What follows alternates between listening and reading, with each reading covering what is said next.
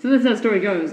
Once upon a time, there was a young lady by the name of Mrs. Core, and she was skipping along one day happily, and then suddenly she got zapped by lightning, and boom, she was pregnant, and now she's leaving us. So moral of the story: don't get hit by lightning, because otherwise you get pregnant and you leave us with sadness. When is she coming back? I think end of term 2. Oh, term 2. Yeah, she's not leaving us for that long. Yeah. But yeah. Anyway, so until then, we welcome Mrs. Dutton. We welcome you, Miss Dutton. You are welcome. Also, Miss Core. We say goodbye to you. Yeah. We hope you miss us. We will. We will miss us? No, we will miss her. Oh. So, vice versa. We'll miss you, miss, apparently. Yeah. Eugene says we'll miss you, so we'll take his word for that. I didn't say the apparently part, but... Yeah, no, that was all me. You can blame that on me. Hashtag put the blame on me. Anyway, yep, so welcome to Turn Up, guys. Welcome to Turn Up. You're listening to AAC Radio Podcast with Eugene and Cappy. Welcome to Turn Up, guys. Welcome.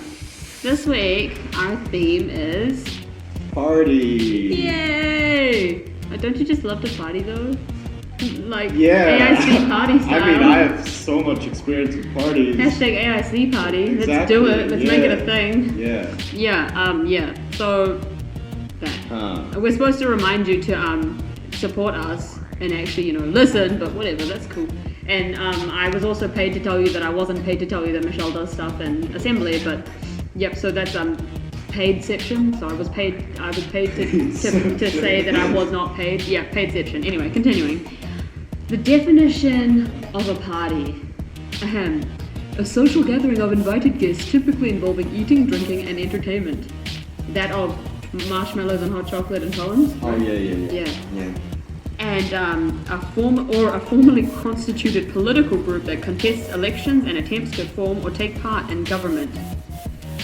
We don't really care about this one. We care about... Unless you're conservative, and then we do care about you because, no.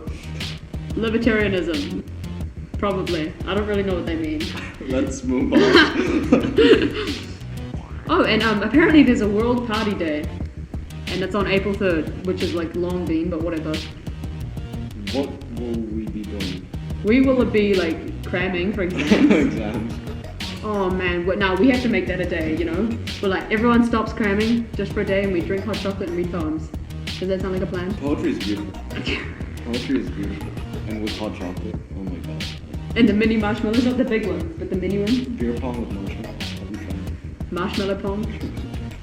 Okay. Well, alright then. So here we have some of the most, I'm quoting right now, most epic parties in history, smiley face, colon, unquote. And we want you guys to kind of think whether they seem plausible, and if you could actually relate to these kinds of parties. Because they come from the internet and like right. 90% of what the internet says is not true. Right. Yeah. So, without any further ado, let's get to it. So the first one is Victory Day. I can kind of see where this is going. I can't. Okay. Please let me know, Eugene. I think it's when World War II finished. Mm-hmm. So everyone who wasn't a Nazi had a very good reason to celebrate Germany's surrender. Right. After the Second World War. But once news reached Moscow that the Soviets had just won their Lord of the Rings-esque war for survival against the German invaders. They had a big party. Yeah. Sorry, we didn't learn World War II yet, so...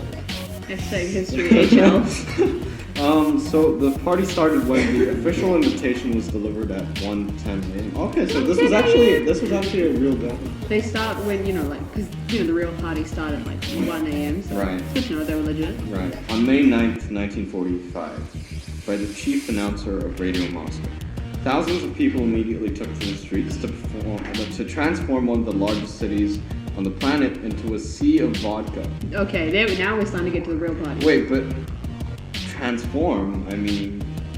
What they're saying is...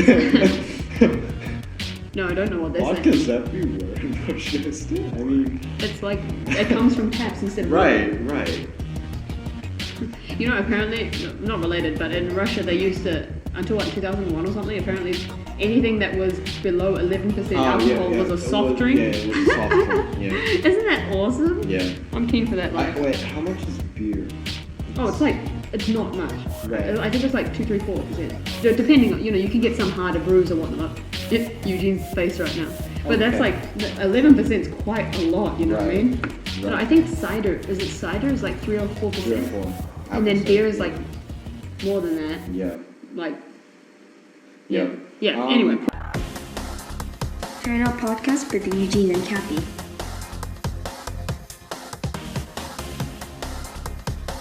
Update, beer is like 5%. Yeah. So. Well, I mean, it depends on the brand. Yeah, there's some that are like 7 or whatever. Yeah. But still, like 11 is like quite high. Right. It's I think very high. Yeah, I think 20 is like spirit level. Right. You can only have shots. Right. And vodka, a sea of vodka, it really makes it quite a mental picture. Right. You know what I mean? And it's so ambiguous. Like sea of vodka. Does that mean vodka's being upchucked? Does that mean vodka's being poured everywhere? Does that mean? I wonder how they made a sea. Did they just go I think they mean a sea of drunkenness. You know what I mean? Right. Yeah. Oh, so it's metaphorical. Not that they're literally floating in vodka, but that would be cool. Yeah, that would Can be you cool. float in vodka? Is that dense enough? Would you like? No, okay, chemistry. You don't do chemistry. I don't take chemistry. Let's pretend you do. Chemistry. Would you know how in the Red Sea it's like really easy to float because it's so dense. Salt. So is vodka the same? It's less dense than water, right? That's why it doesn't hold up ping pong balls and stuff. This is such a tangent. The density of alcohol is 0.79 grams per milliliter. Mm-hmm. And the rest of the vodka mixture is water. What's the The density density of water? of water is like More, right? Yeah, I'm pretty sure it's more. So they won't float. That's what we're saying right now. They will not float. They will drown in that sea of vodka. That's why they drown. Oh. Girl. Damn. Girl. And then Stalin comes along and he talks to the whole country after 22 hours of partying, and the entire city's liquor reservoirs were bone dry. Now, it's Russia. I'm assuming they have a lot of reservoirs. So that's quite impressive. That just emphasizes how difficult the war must have been.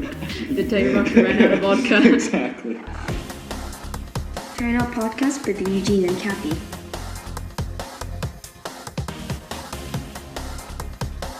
On another note, we have a great cheese party of 1837, and Colonel. In 1835, Colonel Thomas Meacham, of New York paraded into Washington to present President Jackson with a 1,400-pound wheel of cheese. That's a lot of cheese. Is there a reason why? The cheese fermented for more than a year while Jackson took out an ad in the paper to invite the whole country to help him eat his cheese. Quote, in all caps, please come eat my cheese. Full stop, end caps. That's wow. That's one nifty, huge piece of cheese. Wow. It's like a sculpture. You're like, how do they make that? I don't understand. Whatever, I don't know. the cheese was fermented for more than a year. And apparently once the cheese came, more than 10,000 patriotic citizens answered their call of duty to eat the cheese. And it took 2 hours, only 2 hours. It took only 2 hours to eat that whole thing of cheese. Because, 1,400 pounds, when a number exceeds a certain level, you can't really imagine how big this is. Yeah. Like, how big is it's at least 10 small children. My God. Yeah, so that's a fun time if you like cheese. However, if you're lactose intolerant, you're probably gagging at this point. Hi, lactose intolerant people. I like ice cream. I'm sorry, that was rude. I like soy milk. There we go. Moving on. The next one is Alexander the Great gets drunk and burns down a city. That's my kind of party. Yeah. Actuals though, that's legit. Destruction has to be a part of it. After capturing Persepolis, the cultural jewel of the ancient Persia, Alexander the Great and his entire Macedonian army decided to celebrate with one of the most consequential parties in history. After discussing the matter with a prostitute, he decided that he was going to damn the whole country by burning it down, essentially. He said, and I quote, but probably in Greek, "Why do we not avenge Greece then and put the city to torch?" I like this guy. That must have been in Greek because that doesn't make sense in English. Right. But, you know. Fun fact, the entire Macedonian army was blind drunk absolutely every step of the way. Maybe that's the secret behind the greatness. Alexander the Great. That's blind why drunkenness. Exactly. That's why they could conquer so much. Because they just didn't care. They're like, why Insanity, not? you know? And apparently, he was really embarrassed once he sobered up the next morning. He's like, oh, oops. As with all parties. Number one. You wake up with regrets. Yeah. Trying Out Podcast with Eugene and Kathy.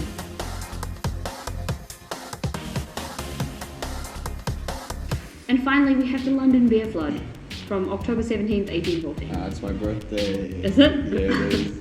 So they had an awesome beer flood on Eugene's birthday, approximately 200 years before he was born. Uh-huh.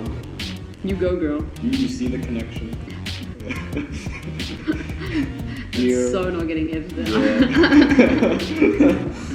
So Sir Henry New I'd say. had recently completed a brewing vat that was 60 feet in diameter and 20 feet tall for a local, quote, "I'm better than you" competition. So he made a giant brewing vat to prove that he's better than everyone else in the world.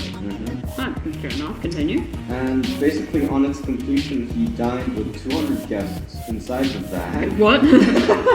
And then had it filled with a quart of liquor. But wouldn't that drown them? Just like Literally, drowning? they drowned them all. Yeah, but like, isn't that a good way to go? If you go, isn't that the best way? It's pretty epic. Swimming in something you love? Yeah.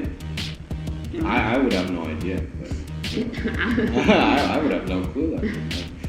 Next question. If you were able to drink it as fast as it was filling, you wouldn't die, but would you die of intoxication? You wouldn't die of the drowning. You'd save everyone. You'd die of intoxication. See, this is... Just imagine having your mouth. just lying there like, alright, I'm ready to go.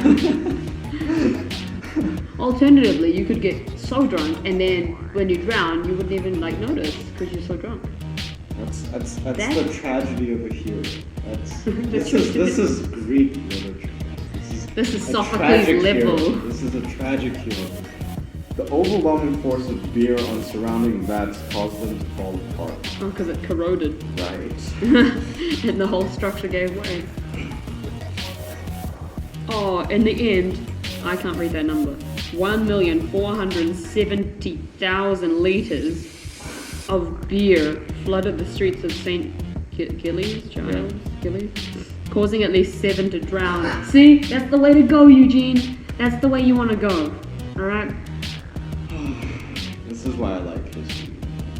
Because it's so legit. Yeah. Everything legit happened in the past, I swear, when they didn't have like Exactly. ethics and humane rules and whatnot. You know, all the bad stuff repeats, and like all the epic stuff, they just stand alone. I mean, it's just. Will people ever drown again in beer? I mean, I don't think so, but let's hope so, right?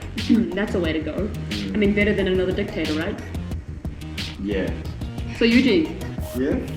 are you one of those losers who wants to invite book characters into your parties? And Oh, if so- no. No, you're No. not. Except for Gatsby, right? Because you see, I'm the one who's usually invited to parties. Oh, excuse me. Right. Sorry, Your Yeah, Highness. yeah. Right. Sure. So, I mean, we all do, right? some people are the inviters, some people are the invitees, and Right. Eugene's just one of them who just doesn't plan them, honey. He just Right. goes. Right. We read poetries, as I mentioned. You go to the parties and read poetry and We drink have hot chocolate. chocolate. Because Eugene knows how to have real parties. We discuss the global impact of. Let's move on. Poetry's beautiful. It is beautiful. Quote unquote Eugene. Trying Out Podcast with Eugene and Kathy.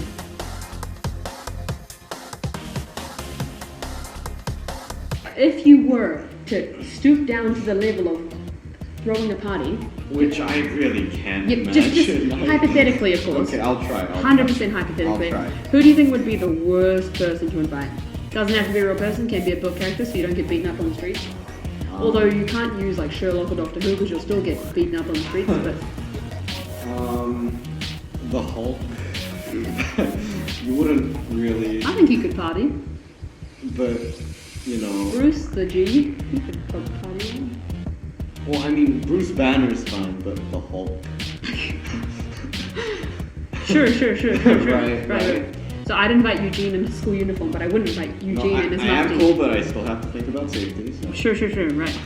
But I guess if you invite all the rest of the Avengers gang, everyone's fine. Everyone's cool. Yeah. Just you. You might die. But I'm okay with it. I'll be fine.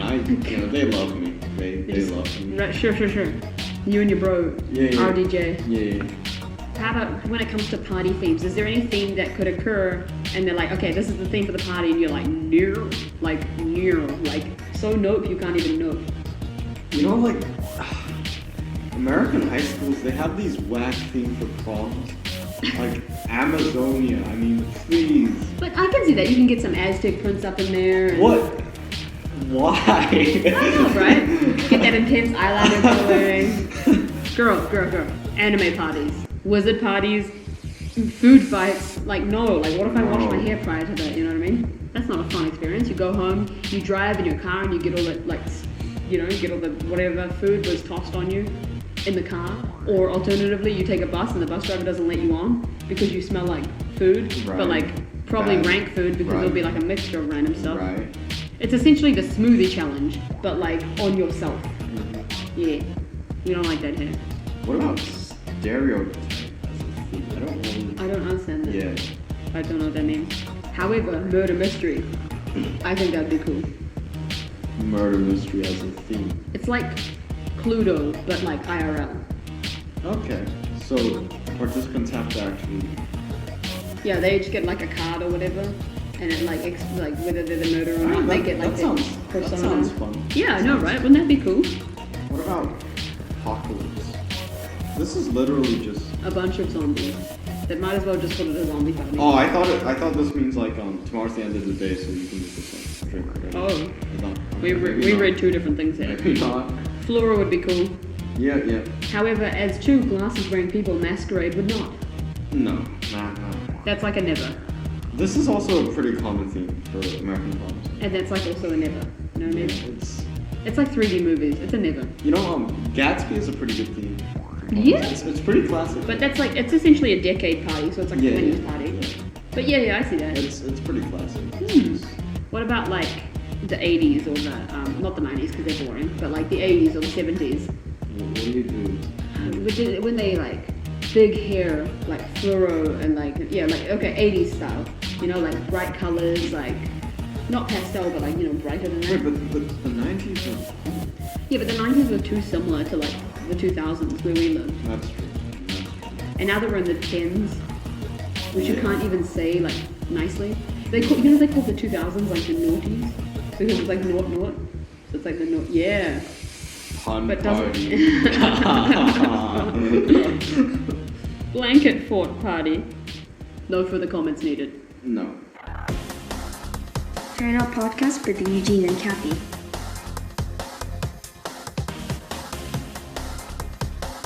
And now it's time for our extra whatnots of the day. The SAT word of the day is preponderance. Exceeding in heaviness, having greater weight. I thought that was pondering before you ponder, The pre-ponder for the ponder. Yeah. But apparently That not. makes sense. Because SAT does not make sense. Thank you, College Board.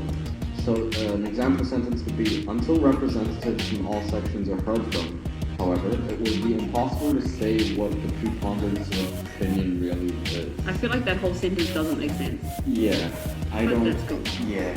By heaviness doesn't mean like significance and gravity.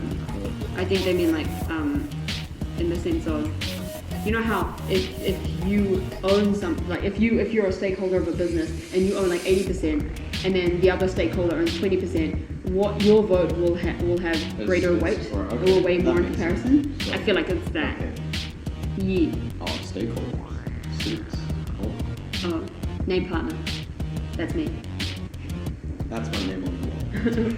Lewis Lowe, that's your name. Okay. You just got lit up. And our artist of the day is Pink. And I didn't know until right now that her real name is Alicia. Beth Moore. Alicia Beth Moore. No wonder she went with Pink, right? Mm. Those three names in conjunction with each other hurt my soul. Yeah, it's the cacophony. She was born in 1979. Oh, I thought she was like older than that because she's been around a while, Yeah, you she know? has been around for a while. She's quite young. Mm. Do the math, Eugene, go. Pardon? Do the math. She's definitely younger than my mom. Nice. Good start, good start. um, That's right, Eugene's mum, he just said that. Slap him. I'm not going to edit this out, I'm just going to let them know how long you sat here trying to think. 36, 30, Nice, 36. 36. Wait, no, her birthday's in Virginia. 35, yep. 35. Her birthday's on September 8th, if you want to tweet her. Okay. Eugene, that nice suggestion was a obligation. It was, Yeah. I'm really, right. You're relieved? Mm. Because I'm making you tweet her? Is it? No, I got the number right. Hashtag Stanley Map. And she is an American singer and songwriter. She was originally a member of the girl group Choice. Oh, that sounds so 90s. I can't even. I don't even know if that's 90s, but it sounds 90s, you know what I mean? Her debut solo was Can't Take Me Home in 2000. Was certified double platinum in the United States. Wait, 2000? I swear she was like famous before that. Was she? I don't know. I only knew her in like 2006, 2007. But I only started paying attention to stuff like 2016. Right. You know how when you're young you don't really, you know? True. No, you don't Yeah. follow pop culture. And, Yeah, you just kind of let it go. Yeah. Hashtag Frozen, whatever. She has 2 Billboard Hot 100 top 10 hits. There You Go, which I've never heard of, and Most Girls, which is a very good song. I've listened to Perfect. Oh, right. Perfect. Yeah. Yeah.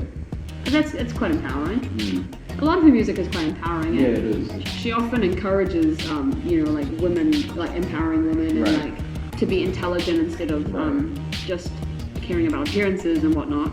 Which I guess it's a good message, Right, you know, right, no matter it what is. medium. It is. And she's gained further recognition with the Moulin Rouge soundtrack. That's like not English. Lady Marmalade gave Pink her first Grammy Award. Who's Lady Marmalade? There's so many words in the sentence, I just don't understand. Long story short, Pink. She's cool, empowering and stuff. Listen to her. Most Girls, good song. And finally, our movie of the week, which is our boss Michelle's favorite, apparently, Pirates of the Caribbean. I have a confession to make. Oh, this is not gonna be good. I haven't watched any of them. Eugene! The recent ones. Eugene? Yeah, I mean. What do you mean the recent ones? No, like the one with oh my god, I forgot the name of the actor. You're horrible. No, like I played the soundtrack during a concert band when I You was back played in the... Korea. And you've never watched the movie? Yeah, I've never watched the movie. You are the definition of a bad person. Yeah. Although I was very much interested in pirates when I was young, I never watched. You're a disgrace to baby Eugene. Yeah. Baby Eugene is not happy with you. I'll watch it after I graduate. That's lies. That's lies right off the bat. Look at Michelle's face. Michelle is not impressed. She's sitting here, just giving him this devil look, like, girl, I don't even know you. You're dishonest. How many Pirates of the Caribbean movies? There's like 4, right? Well, it's not too late. Oh my gosh. You're an unfortunate soul, Eugene. You're an unfortunate. Now. You can start now. What was the last time? I still haven't watched Dragon Ball Z Girl. as well. So. Girl. Yeah. So what have we learned from this? Eugene is a massive disappointment. Yeah, I don't know why I watch, You don't know like, why you're a really disappointment? classic like old movies with like Stephen Queen. like, Eugene! And you don't. like- This is a classic. like Papillon, you know? Butterfly? What? Yeah, it's a great movie. It's a masterpiece. It's a masterpiece. You know what's a masterpiece? Pirates of the Caribbean. Johnny Depp is a masterpiece in his own right. I know. I've watched his other movies, but not. Oh, girl, that's like his bed. Oh. Just don't even look at me anymore. It's fine. We're ending this. We're ending this right now. Credits. Script writers, thank you. I'm trying to get out of here quick. I don't want to sit next to this anymore. The script writers. Zach wants one called Zhang Wilson Co. Zhang Wilson Co. Helena, Bridget, Ashlyn, there we go. And our big boss lady who pays us to say that she does stuff. Michelle Kim, who's sitting there. She's ready to go. I'm ready to go. Everyone's ready to get away from Eugene. Good day, good night, good evening, good morning. Don't forget to turn up. You're listening to AAC Radio Podcast with Eugene and Cappy. Welcome to Turn Up, guys. Welcome to Turn Up. Come on, Do it again, Eugene. do it again. Didn't we do the welcome part? Yeah, but now we re-welcome. Okay. Do you listen to our episode? Of course. No, we don't. Oh my god, the 11 views is all us. Of Okay. course. Poetry is beautiful. Okay. Poetry is beautiful. And with hot chocolate, oh my god.